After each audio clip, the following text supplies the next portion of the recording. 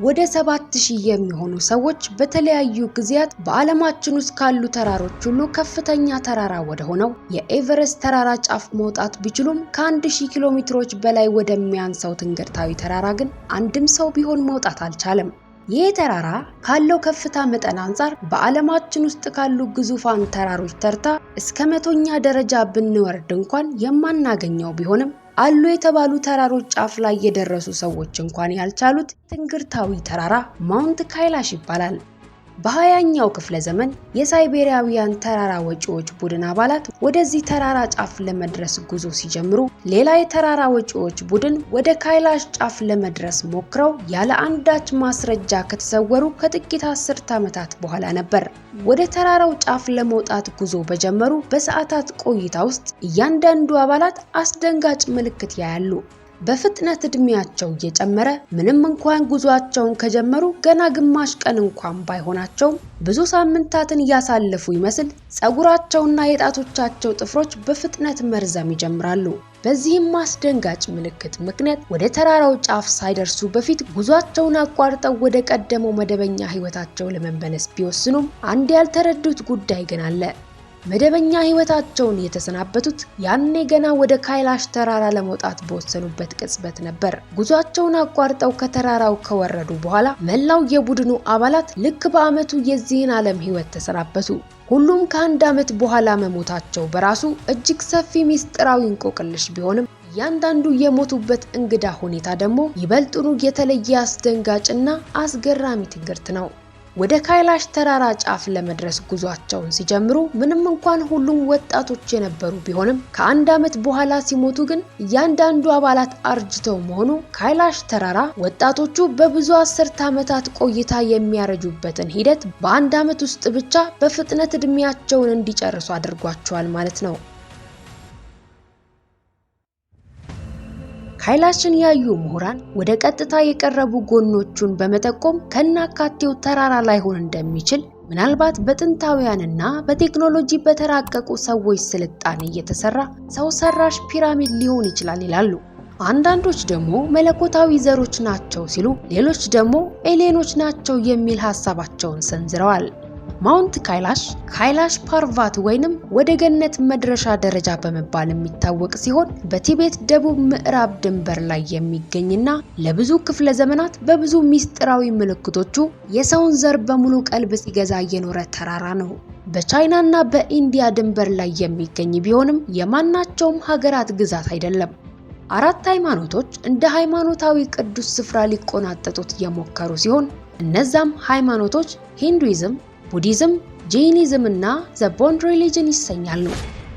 በእርግጥ ካይላሽ የፒራሚድ ቅርጽ የያዘ ብቸኛው ተራራ አይደለም። በአልበርታ እንደሚገኘው ፒራሚድ ማውንቴን፣ በፔሩ ውስጥ አልፓማዮ፣ በቡልጋሪያ ሙራታፍ ፒክ እና ሌሎችም ብዙ ፒራሚድ ቅርጽ የያዙ ተራሮች አሉ። ይሁን እንጂ እንደተመለከታችሁት ያየናቸው ሁሉም ተራሮች ከተፈጥሯዊ አቀማመጥ እንደሚጠበቀው ብዙ ቀጥ ያሉ ጠርዞች የሏቸው። ካይላሽ ግን ወደ ቀጥታ የቀረቡ ገጾች ያሉት ነውና ተፈጥሯዊ አጋጣሚ ተደርጎ ሊቆጠር ቢችልም እያንዳንዱ የካይላሽ ገጾች የተለዩ ቀለማት ይዘው ከተፈጥሮ ህጎችም የራቁ መሆናቸውን ግን ምን ይሉታል? ሰሜናዊ ገጹ ወርቃማ ቀለም፣ ደቡባዊ ገጹ ላፒስ ላዙሊ፣ ምስራቃዊ ገጹ የክሪስታል ቀለምና ምዕራባዊ ገጹ ደግሞ ቡቢ ቀለም አላቸው። ስለ ካይላሽ ገጾች ስናነሳ እንግዳ የሚያደርገው ጉዳይ ቀለሞቹ ብቻ ሳይሆኑ ከተፈጥሯዊ ልማድ መራቃቸውም ነውና ሰሜናዊው ገጹ ከደቡባዊው ገጹ አንፃር በጣም ያነሰ በረዶ ይዟል። በተፈጥሮ ህግ መሰረት ስናየው ግን የዓለማችን ደቡባዊ ንፍቀ ክበብ ከሰሜናዊው ንፍቀ ክበብ አንፃር የተሻለ ፀሐይ ያገኛል። ይህ ማለት በተፈጥሯዊው ስርዓት መሰረት በካይላሽ ገጾች ላይ ከሆነው በተቃራኒ ሰሜናዊው ገጹ የበለጠ በረዷማ መሆን ነበረበት። በተጨማሪም በካይላሽ አቅራቢያ እንግዳ የሆነው ማግኔታዊ ኃይል በመኖሩ ምክንያት የኮምፓስ አቅጣጫን ተጠቅሞ ወደ ካይላሽ ለማቅናት መሞከር ትርጉም አልባ ድካም ነው። ምክንያቱም በካይላሽ አቅራቢያ የኮምፓስ አቅጣጫ ጠቋሚ ዘንጎች ያለረፍት ከመሽከርከር ውጪ ወደ አንድ አቅጣጫ የመጠቆም ብቃታቸውን ይነጠቃሉ። ከላይ ካየናቸው 4 ሃይማኖቶች መካከል የሁለቱን ሃይማኖቶች አርማ የሚያሳይ ቅርጽ ቢኖረውም ተፈጥሯዊ የሆኑ ወይንም ሰው ሰራሽ ዛሬም ድረስ አንድም ሰው ማረጋገጥ አልቻለም። በኢትዮጵያውያን የቁጥር ቀመር መሰረት 6 ቁጥር የጉድለት መገለጫ የሚሰጠው ሲሆን ይህም የሆነበት ምክንያት ለፍጹሙና ለሙሉ ቁጥር 7 አንድ የጎደለው በመሆኑ ነው። እናም ከዚህ ጋር ተያይዞ በ6 ቁጥር ድግግሞሽ የሚፈጠሩ ቁጥሮች ሁሉ መልካም ፍቺ እንደማይሰጣቸው ይታወቃል። ታዲያ የካይላሽ ተራራ በ6 ቁጥር ቀመር መከበቡ ምን ትርጓሜ ይሰጠው ይሆን? ካይላሽ ተራራ ወደ ሰሜናዊው ዋልታ፣ ወደ ደቡባዊው ዋልታ እንዲሁም ወደ ስቶንሄንጅ አቅጣጫ በእኩል መጠን በ6666 ኪሎ ሜትር ርቀት ላይ የሚገኝ ሲሆን የገዛ ርዝማኔው በራሱ 13332 ኪሎ ሜትር ከፍታን ይዟል። ይህም ማለት 6666 ኪሎ ሜትር በሁለት ሲባዛ እንደማለት ነው። ይህን አይነቱን የቀመር ድግግሞሽ ተፈጥሯዊ አጋጣሚ ሊሆን ይችላል ወይንስ የተለየ ዓላማ አለው? ሌላው የካይላሽ ትንግርት ደግሞ ወደ ተራራው የሚወጡ ሰዎች የሆነ ሰዓት ላይ ሲባንኑ ተራራው አቅጣጫውን ይቀይር ይመስል በመጡበት አቅጣጫ እየተመለሱ ራሳቸውን ማግኘታቸው ነው። ሌሎች ወደ ተራራው ጫፍ ጉዞ የጀመሩ ሰዎች ደግሞ ከየት መጣ ሳይባል በሚገፋቸው ከባድ ቅዝቃዜ ያለው በረዷማ ነፋስ ወይንም የዝናብ ውሽንፍር ወደ ታች እንዲወርዱ ይገደዳሉ። አንዳንዶች ደግሞ ያልታወቀ አይነት እንግዳ የህመም ስሜት ተሰምቷቸው ጉዟቸውን እንዲያቋርጡ ተገደዋል። የሚያስገርመው ነገር ካይላሽ ተራራ ጫፍ መድረስ የማይችለው የሰው ልጅ ብቻ ሳይሆን ሰዋዊ የቴክኖሎጂ ልህቀት የፈለሰፋቸው ኤርፕሌኖች እንኳን በዚህ ሚስጥራዊ ተራራ ምክንያት ወድመዋል። የሆነ አይነት የማይታይ ኃይል የሚገፋቸው ወይንም ከመጓዝ የሚያስቆማቸው ይመስል ዛሬም ድረስ የትኛውም የተራቀቀ ፕሌንና የሰለጠነ ፓይለት በካይላሽ ተራራ ላይ መብረር አይችልም። በ1999 ዓ.ም የሽልማት አሸናፊና ታዋቂ ሳይንቲስት የሆነው ዶክተር ኤርነስት ሙልዳሼቭ ስለ ካይላሽ ተራራ ለማጥናት ከሳይንቲስቶች ጋር ተሰባስቦ ወደ ሀገረ ቲቤት ተጓዘ። ሙልዳሼቭ እንደተናገረው ተራራውን በሚመረምሩበት ጊዜ እሱና የቡድኑ አባላት ከተራራው ውስጥ የሚወጣ እንግዳ ድምጽ መስማታቸው የሆነ ነገር ወይንም የሆነ ሰው ከካይላሽ ተራራ ስር እንደሚኖር ያረጋግጥልናል ብሏል። እናም ሙልዳሼቭ ካይላሽ ማለት ተራራ ሳይሆን ከዘመናችን የሰው ልጅ ዝርያ የተለየ ዘረመል ያላቸው ሰዎች የሰሩት ጥንታዊ ፒራሚድ እንደሆነ ሙሉ በሙሉ ይስማማል። እነኛ ዝርያዎች በቴክኖሎጂ የሰለጠኑና ከሰው ተፈጥሮ በላይ የሆነ ችሎታና ኃይል የተቀዳጁም እንደሆኑ ያምናል።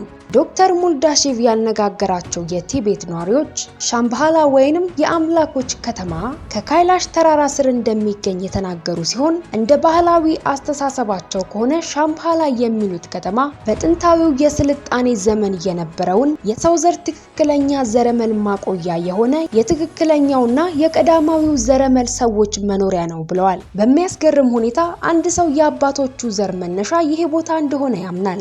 ያንን ሰው ታውቁት ይሆናል። አዶልፍ ሂትለር ነው።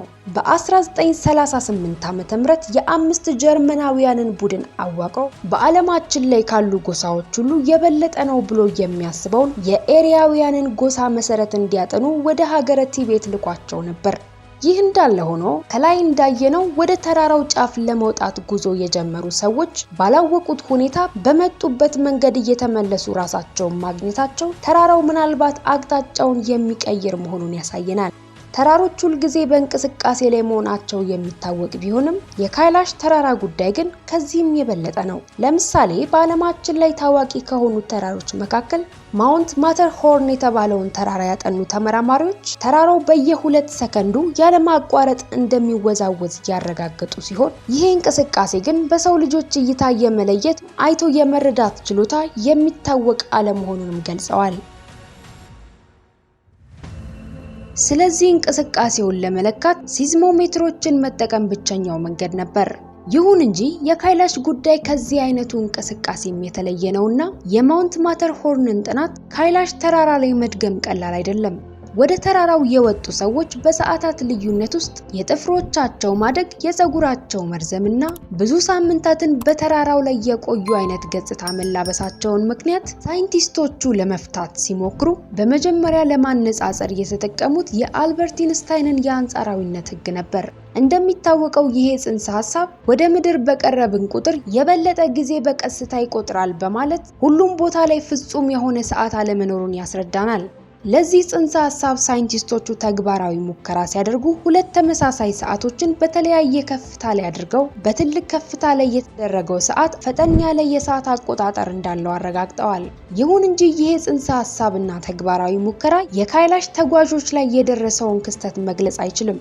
ምክንያቱም በተራራና በመሬት የባህር ጠለል ላይ የሰዓት አቆጣጠር ልዩነት እንዳለ እርግጥ ቢሆንም ያ የሰዓት ልዩነት ግን በሴንሲቲቭ አቶሚክ ሰዓቶች ብቻ ሊለካ የሚችል በጣም ጥቂት የሚባል ልዩነት ነው። ታዲያ ይሄ አነስተኛ ልዩነት ካይላሽ ላይ እንዴት የሳምንታት ልዩነት ሊሆን ይችላል? እስከ እርጅናቸው ድረስ ያለውን የዕድሜ ቆይታቸውን እንዴት በአንድ ዓመት ውስጥ ጨረሱ? አንዳንዶች የካይላሽ ተራራ በኤሊየኖች የተሰራ እንደሆነ ያምናሉ። ከዚህ ሐሳብ ጋር ተያይዞ የሚነሱ ሐሳቦችን ስናጠና የሂንዱ እምነት ተከታዮች ከብዙ ሺህ ዓመታት በፊት የሰው ልጅ ከመፈጠሩ አስቀድሞ አምላኮቻቸው ምድር ላይ ይኖሩ እንደነበር ያምናሉ። በዚህ እምነታቸው ላይ ትኩረት የሚስበው ነገር እነዛ አምላኮች ያሏቸው የቀደሙት ምድራውያን መንፈሳዊ ኃይልን ከመጠቀም ይልቅ በእጅጉ የሰለጠኑ ቴክኖሎጂዎች እንዳሏቸው መግለጻቸው ነው። ለምሳሌ የሂንዱ ማሃብሃራታ የተሰኘው መዝገባቸው ላይ የሚበሩ ተሽከርካሪዎች፣ በድምጽ የሚሰሩ የጦር መሳሪያዎች እንዳሏቸውና ምድር በግዙፋን ከተሞች የተከበበች እንደነበረች እንዲሁም ሌሎችም እንግዳ የሆኑ ነገሮችን መዝግበውበታል። እናም እነኚህን የመሳሰሉ ሃይማኖታዊ ሐሳቦችን በመመልከት ብዙ ሳይንቲስቶች እነዛ አምላኮች ያሏቸው ፍጥረታት ኤሊየኖች እንደነበሩ አምነዋል። ስለ ኤሊየኖች ፍንጭ የሚሰጡ ሐሳቦችን የሚያስተጋባው እምነት የሂንዱ ሃይማኖት ብቻ አይደለም። የፒዮቴ እምነትም እንዲሁ ስለ ሰለጠኑ ፍጥረታት የሚያነሱ ሲሆን ዘሃፍ ሙሽሪፍ ሲሏቸዋል። እናም እነኚህ ፍጥረታት ወርቃማ ቆዳ፣ ረዥም ጥቁር ፀጉር፣ ነጫጭ ልብሶችና ነጫጭ ነጠላ ጫማዎች ያሏቸው ቆንጆ ፍጥረታት ነበሩ። የሚበሩ መርከቦችና በአንድ ምት ብቻ ሰው የሚገሉ ብራማ ቱቦች አሏቸውም ይላሉ። ሰፋ አድርገን ብንመለከት ሌሎችም ብዙ ሃይማኖታዊ ንግርቶችንና ባህላዊ አፈ ታሪኮች ላይ በተለያየ መንገድ የተገለጹ የሰው ዘር ስላልሆኑ ፍጥረታት የሚገልጹ መረጃዎችን ማግኘት እንችላለን።